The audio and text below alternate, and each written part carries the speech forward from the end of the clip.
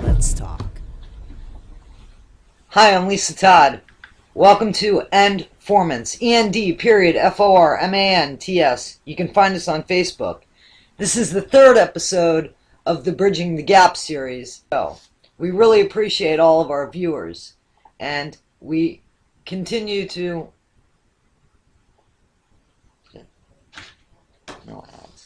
hope that you support us.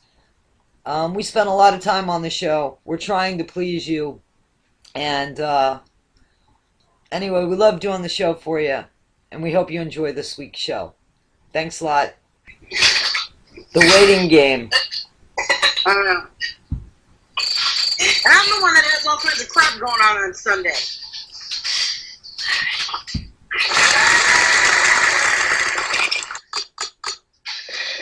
We're waiting for Julie. Hi.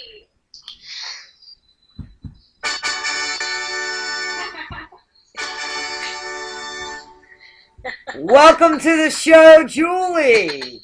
Thank you. Welcome to the show. My entrance. Well, how's everybody's week? Tina, how was your week, Tina? It's been a pretty busy week, but things have been okay. Nothing to talk about as far as your week going? Exciting. The only thing exciting was today my niece sang at church, and it was wonderful. She did a great job. I'm going to post that on Facebook later. That's great. That's great. And what about you, Julie Farrell? Julie Farrell from the UK. Hey. I've had a wonderful week, thank you. I've been enjoying having great debates with people about religion on Facebook. One of my favourite pastimes. Very exciting. And Jenny Reed, how are you doing this week? I'm doing really good. I've also been having debates about religion. I can't imagine why that happens to be such a coincidence. It's a very good topic. Well, we had a couple questions that we did want to ask that we brought up last week, but we didn't have a chance to talk about them. And one of them was knighthood. So we wanted to know, Julie, tell us, what's knighthood? So a knighthood is an honorary title that the Queen bestows upon you if you're a UK citizen and you've done something for the country or to raise money or awareness of certain issues, or if you've just done something innovative as an entrepreneur. And being a sir or a dame is the highest accolade, but there's also other lower accolades such as being an OBE or an MBE. And wait a minute, I'm sorry. What's an OBE? That stands for Order of the British Empire, and MBE stands for Member of the British Empire. And what would... Go ahead, I'm sorry. What would be the difference? It's just a scale, so it's like 1, 2, 3, first, second, third, whichever. So knighthood is the top one, and CBE I think means citizen of the British Empire. That's the lowest one, the lowest status, as it were. And the Beatles were honoured. Just wondering if everybody isn't a citizen of the British Empire. Well, we used to be subjects, actually, until about 10 years ago, I think it was. And we had a Labour government at the time, which is socialist government. And they changed us to citizens. So, yes, now, technically, we are all citizens. But, yeah, we were subjects until then. Which is why I have a problem with this whole thing. I think people do deserve to be honoured and acknowledged for their hard work and bringing money into the country and for entertaining people. But the fact that it's linked with the monarchy and still supports the class system, I don't think we need that. And the Beatles were the first sort of entertainers to get given this kind of thing. Before then, it tended to be more of a military thing, whereas the Beatles in the 60s obviously were given this award of an MBE. And since then, you know, Paul McCartney's been knighted, and Elton John, and Mick Jagger even. Yeah. Big fan of Elton John. We're a big fan of Elton John. Yeah, and I love those people too. So what is the responsibility, Julie? What's the responsibility? That's the thing. There's no responsibility. It's not a political status. Being a lord is, or a lady, is a political status where you can sit in the House of Lords and you get to make certain political decisions. But having a sir or a dame is just a title that means you've achieved something, basically. Just like, I suppose, if you had letters after your name because you've got qualified, it's a similar thing. It's just an acknowledgement for something you've done. And so I do think people should be acknowledged, but not necessarily, I don't think it should have anything to do with the Queen, really, because I don't think she's relevant these days. So do you guys have that kind of award? Well, we call madams, but they're quite different. Jenny, explain what a madam is for us. We have those as well. Oh, and they're the same type of thing, huh? Yeah, I assume so.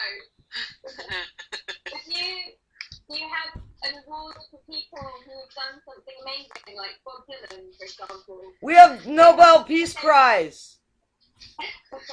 No, that's not actually an American thing, though, is it? Well, we claim it to be ours. A lot of Americans get it. That's true, as do British and European people. But, like, for example, if your country wanted to acknowledge Bob Dylan in the same way that we have acknowledged Mick Jagger, We put him on a fucking sidewalk. and make him play his guitar. No. We just have a star for him there. And sometimes they're footprints and autographs. Okay. They don't have any responsibility either. I like your hat. You mind if I wear one too? No, I'll change mine. I was so into what I was saying there, I forgot. Oh. Well, you know what? There is some big news that came out of England, and it had to do with the portrait of Kate Middleton, and a lot of people said that she looked too old and that it did her no justice. So I didn't see the one, but we did finally get our copy of the one of Prince William. But I mean, I like the one of Kate Middleton, but the one that we got of Prince William showed him as time would progress too, 10 years down the line. And you know, we like this, we support this one as well. And we also came across one of Prince Harry. And this is him about 10 years down the line. And this is after they do the DNA test to prove that he might or might not be actual royal blood. So we also talked about racism, and I wanted to know about racism in your country. And what did you find out about racism for us, Julie? Well, we do have racism, obviously, as everybody does. It seems to be linked with the whole group mentality thing. But I would say it's getting much better than ever in this country. But we do have what's called multiculturalism, which is kind of a buzzword for, well, it's supposed to be a positive thing where everybody gets along together and it's beautiful. But the latest government have acknowledged that it doesn't work, and that actually we have ghettoization of certain ethnic groups living in places together and not integrating, which obviously causes more bad feelings and racism. I live in quite an affluent area, so I would say people tend to generally get on with their lives, regardless of skin color or religion or anything like that. Yeah, let me ask you this. In your neighborhood, how many black people are there, and what are they called in your country? I mean, we call them now politically correct as African American. They wouldn't be. Would they be AE, African English? Is that a thing? Is it? Can we start it as something? What would it be called?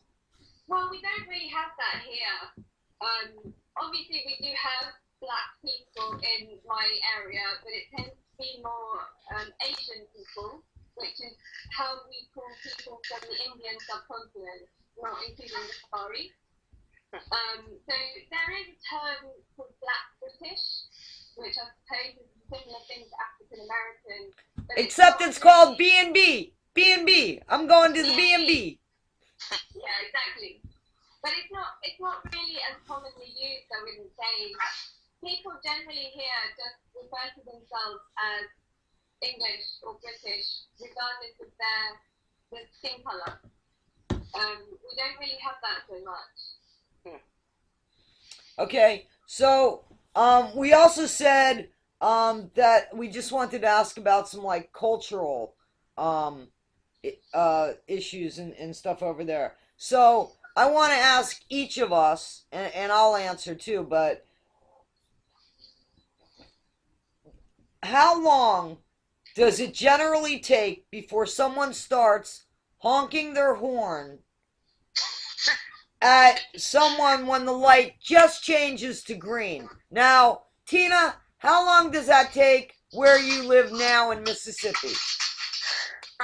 It usually takes them a long time here because we're in the hospitality state, so they tend to wait a little while. I, however, am not from here, so I start beeping immediately. No, I do wait. I'll wait a couple of seconds, and then I'll be like, okay, and then I'll beep. So. Okay, so Jenny, what about you, Jenny? How long does it take in your area for when the light changes to green for somebody to start honking? Less than a minute. They generally wait at least 30 seconds, but they seldom wait much longer. And Miss Farrell? Well, I must just add here that Terry Pratchett, the British author, says that the shortest measurement of time in the universe is the amount of time that it takes a red light to turn green, and then for a New York taxi driver to start honking their horn. So I imagine that in your area it's going to be pretty quick. But for us in Maidenhead, I'd say we're quite peaceful people. Generally, we would honk the horn just to say, oh, by the way, the lights have changed. Not to be like, come on, get on with it. So, well, how does your horn honk? Does your horn honk like beep, beep, beep, beep, beep, beep, beep, beep? Or does it honk like beep? I mean, is it like because that is not a fair comment to say. Where I live, we do not behave in that manner. But in South Florida, if there's a premonition that the light's going to turn to green, that horn gets honked. Hopefully it will turn to green eventually. So. I'm telling you, in Florida, if there's a premonition that it's going to change to green, it happens about that time. Yeah. That's when it does. Okay, so we're back, and we had some issues that we wanted to talk about. And so you said that there really isn't such a thing as racism in the UK, or at least in your part of the UK. Is it fair to say it's not in your part of the UK, Julie? Yeah.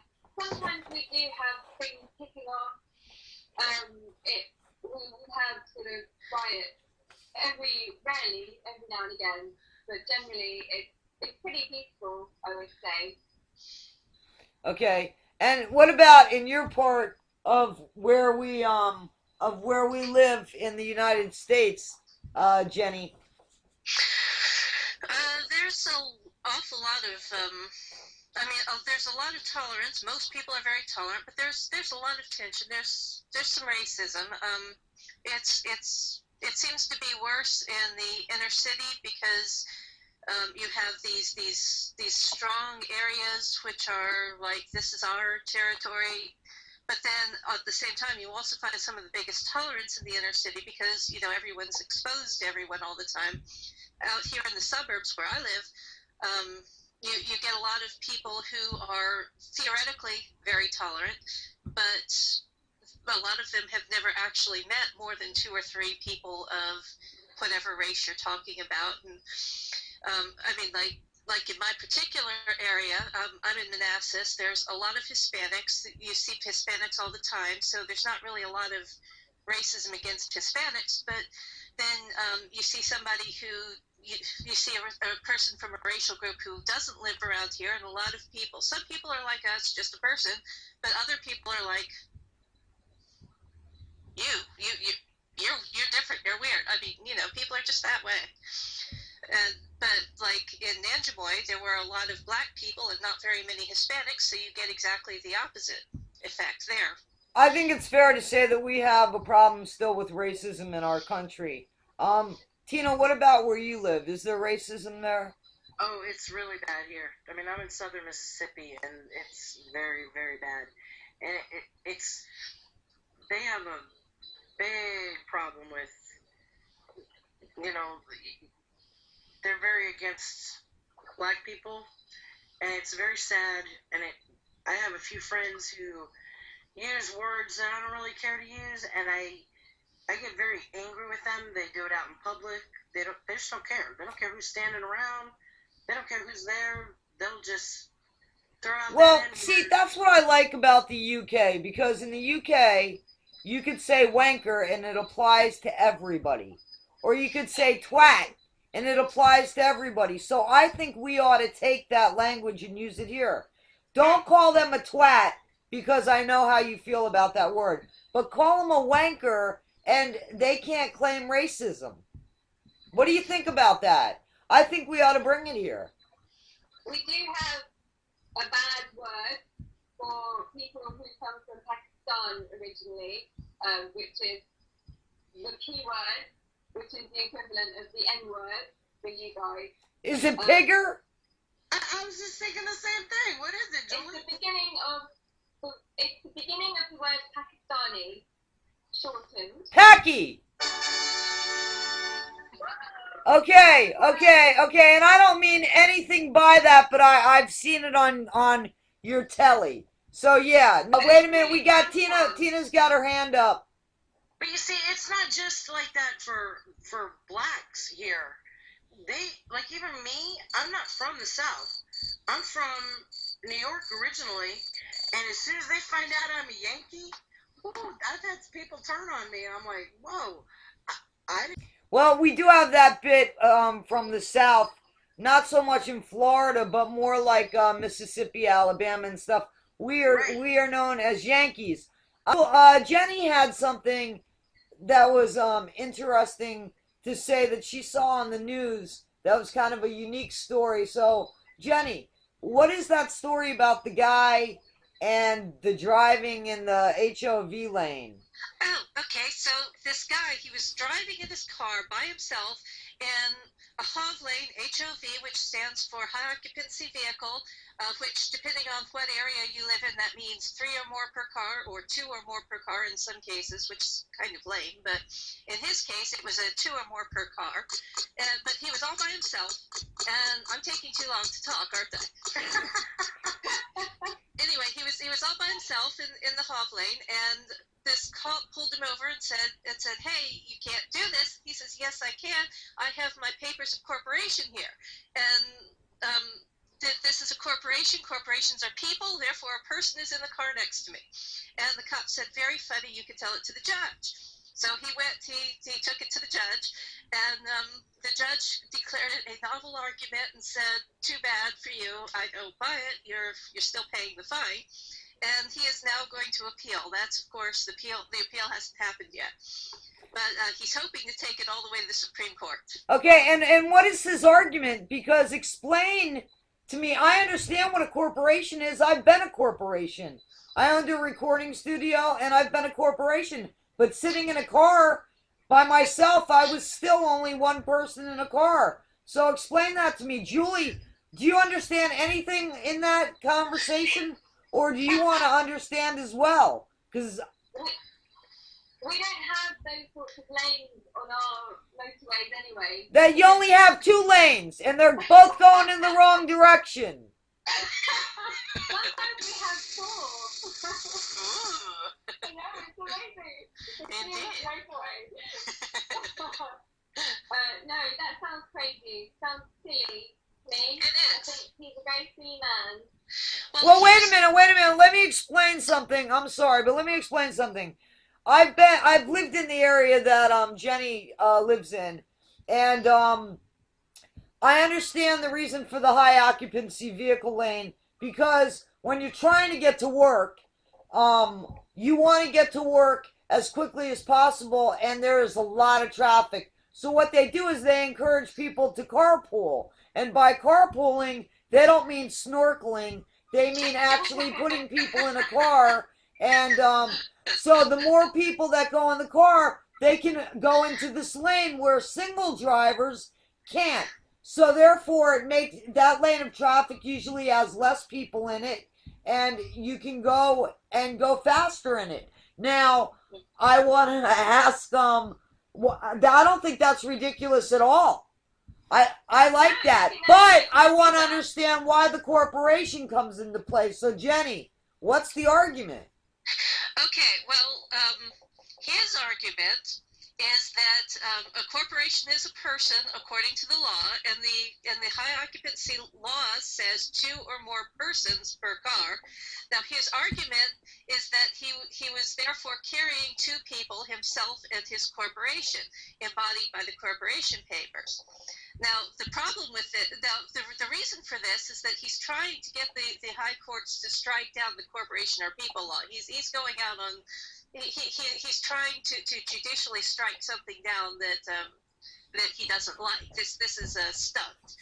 And while I appreciate his stunt, I like what he's trying to do, but my take on it is that the birth certificate is not the person, you're the person. So if you were sitting there with a birth certificate of your best friend in the car, your best friend isn't in the car, just his papers are.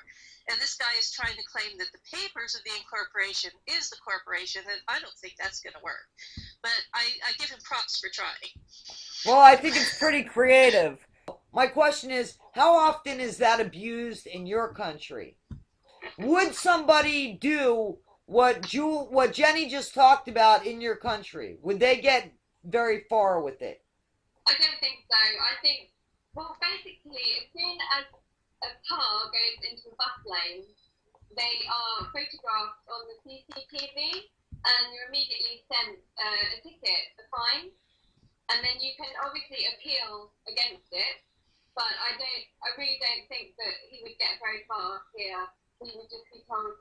Because the thing is, if you don't pay the fine within 60 days, or maybe even less than that, maybe 30 days, then I think that there's higher penalties, so you get charged even more, or you can end up in prison. And the appeal process conveniently takes quite a long time, so you are taking a chance, actually. If you appeal against it, you could end up incurring a lot worse fine.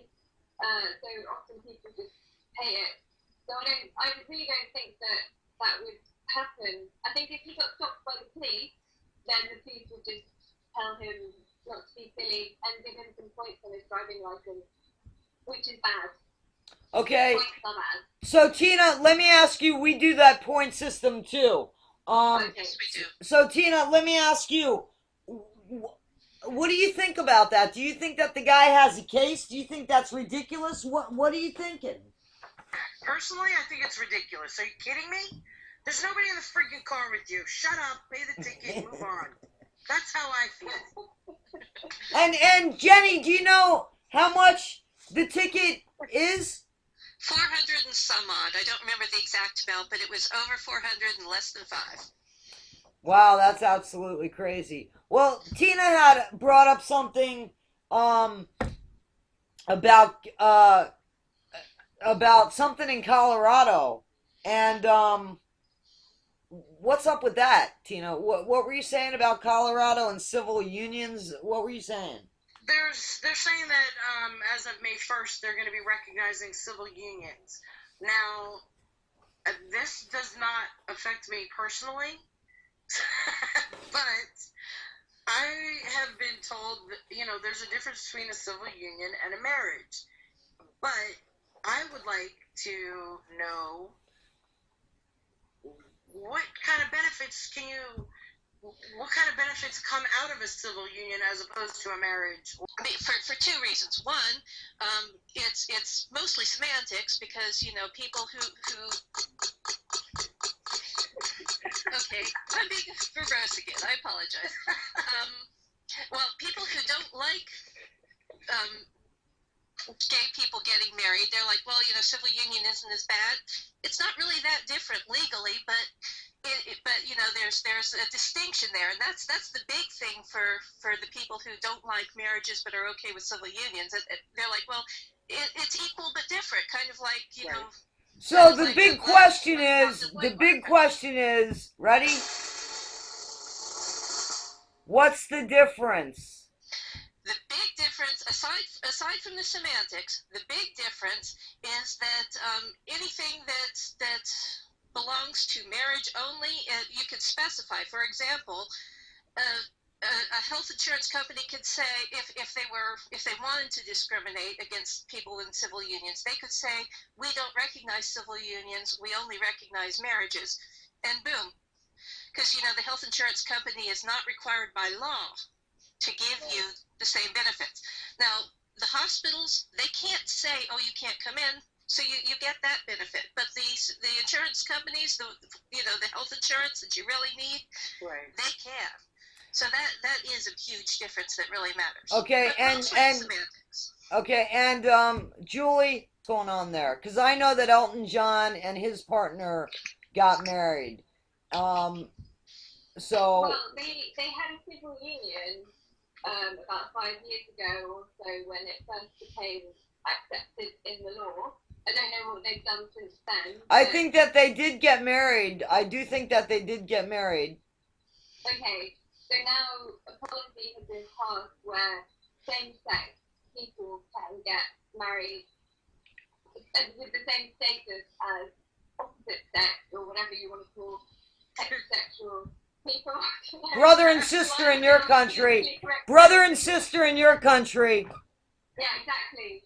I think that's illegal, actually. As it should be. As it should be. You can marry your cousin, as you can in Texas, I think. Texas? You can marry your cousin in West Virginia, I can tell you that. Okay, so it's similar as well. Yeah, so the thing that's going on really at the moment here is whether the churches will be forced to allow same-sex couples to get married within a church. Personally, I don't understand why any gay people would want to be part of a cult or a religion that says that they should be stoned to death myself. But obviously, if they want to get married in the church, then they should be allowed to. Why do you say stoned to death? Where's that come from? I know plenty of people got married in a church and they came out, they got stoned by some rice, which they don't even throw rice anymore. They throw, Tina, what do they throw? I'm trying to think. Birdseed. Birdseed. Right. Jenny's right. So, the truth of the matter is, I think that everybody should have the right. There shouldn't be an issue. However, I do think that the skepticism would be, first, the politics in it, if I'm correct, was that people were going to take advantage of it, and best friends were going to claim a civil union so that they could reap the benefits of best friends. Then it became, well, okay, you can do this in certain states, and then it became that, uh, can it be a real marriage, and they be married in a church? And obviously they can't be married in a Catholic church, but there are Unitarian churches and metropolitan churches that gay marriage um, is legal in states like New York. Am I correct in that, Jenny? Yes. Okay. So I think that our country, we've come a long way with it. I don't intend on getting married again, but I don't think it should be something that we're not allowed to do because we're not in love with the norm. So anyway, you had something that you wanted to talk about with Jenny, an article that Jenny and Julie shared. What was that about? Because I didn't catch that. Yeah, that was about it's about American children. Would be pleased to know because I know that you like to talk about Americans, and it was saying about how in the 1960s and 70s there'd been a movement to actively install confidence in children.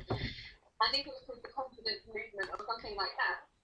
And the report on the BBC website was actually looking at how now the results of that seem to be that a lot of children or young adults these days are actually very narcissistic and arrogant. And it's detrimental to those individuals themselves because they think that they're too awesome, and so that they don't feel that they will make mistakes, and so they take risks that perhaps aren't thought through properly, and it's causing them to suffer. And it's quite a natural thing. We all think that we're above average, which is obviously impossible. But it's a survival thing that we need to have that, otherwise we would get maybe depressed and disheartened with ourselves. But this seems to have gone too far now, and it seems that young people are becoming disconnected from each other, and maybe there's not enough compassion between them, and it's very individualistic and arrogant about what they can achieve. So it's perhaps gone too far the other way. What are your thoughts? That parents are instilling self-confidence, but they've gone overboard so that you can't even give a critique, a positive critique to a kid without them thinking that they know it all or they're too good to get it. Well, am I correct, ladies? Yeah. Yes. Okay. I don't know if that's from the parents so much, or if it's just the way society is now. That, because you want to teach your kid to be confident, and I don't know. I think it's more society than the parent. I think that situations. I would agree with that. I like my hat better than yours now, Julie. I agree with that, and I think that there's a lot going on and a lot to be said with what's wrong with our society today. And are you?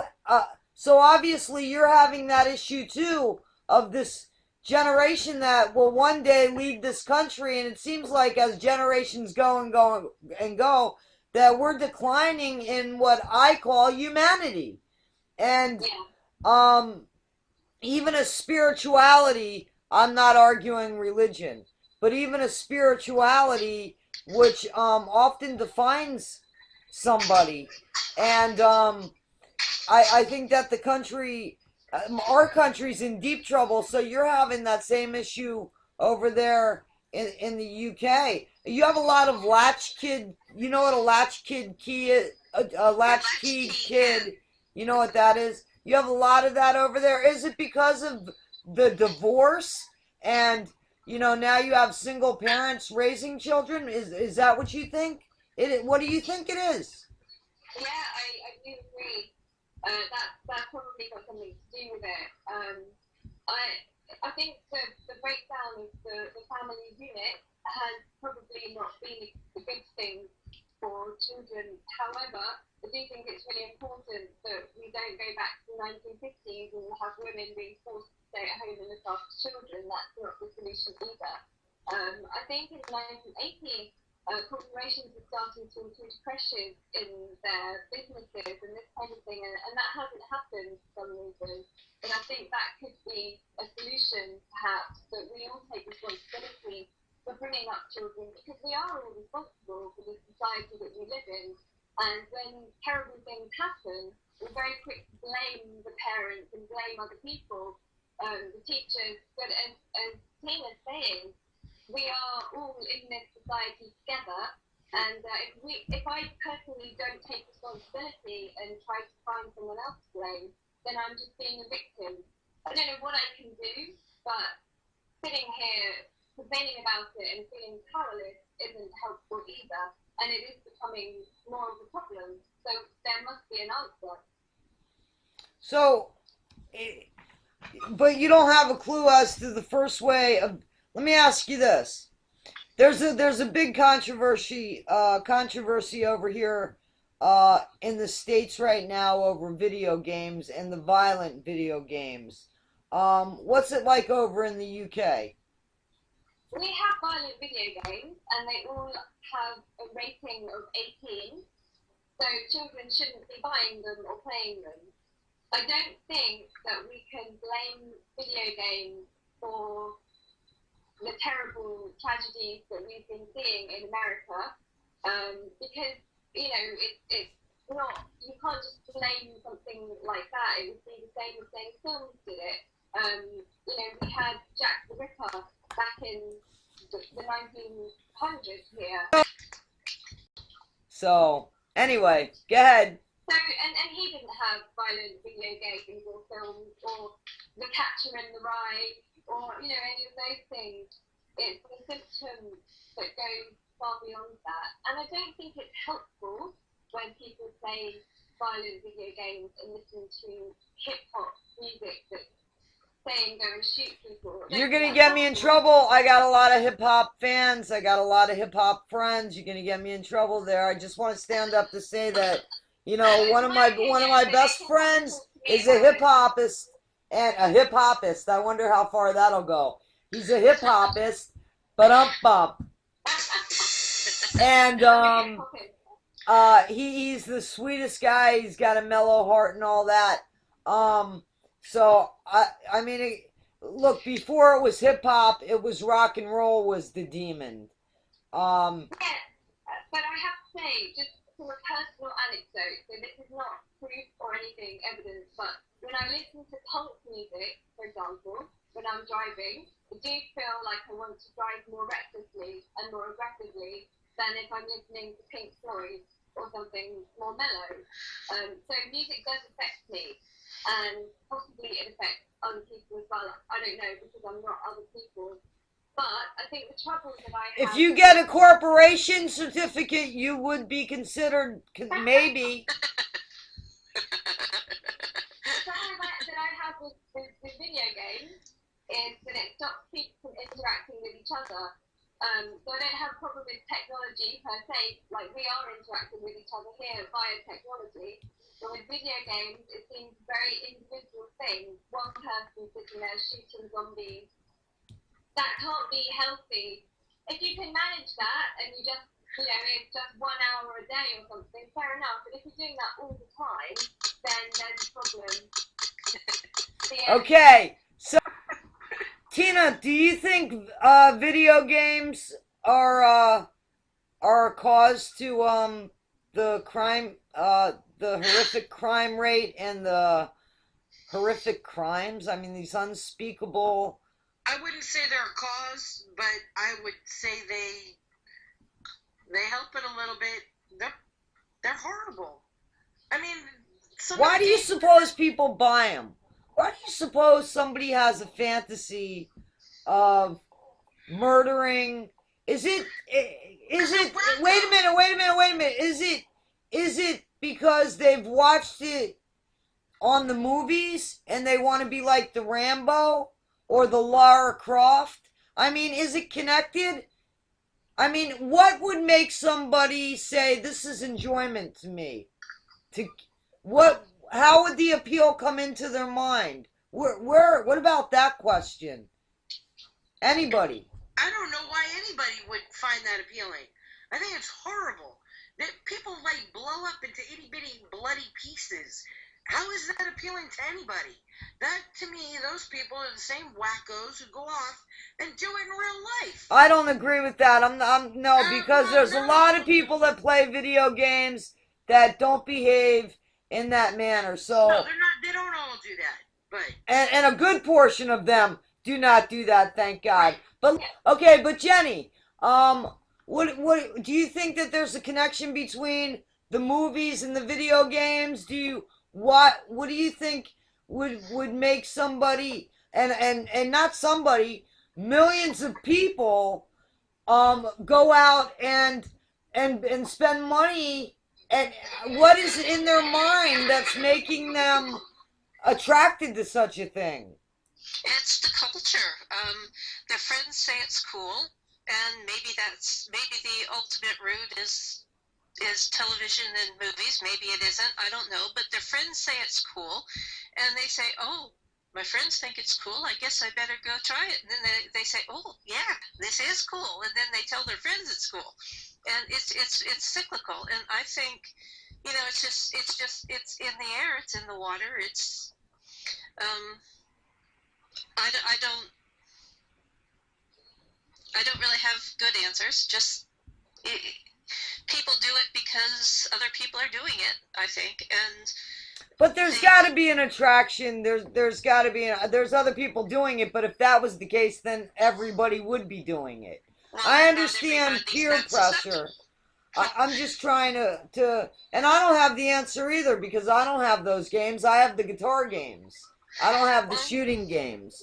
My current addiction is a game where you match 3 things. I mean, that was called Simon Says when I was a child. That Simon game that you hit, that was that when I was a kid. Well, listen, let me ask you, Julie, the same question. Do you think that one thing has to do with what would make somebody find that something that they want to do with their time? Well, I don't know for sure because I don't play those kinds of games myself, but I would imagine Well, I got a question for you. How are you helping our show at all? Because you don't have a lot of answers this week. I'm joking with you, Julie. I'm joking with you, Julie.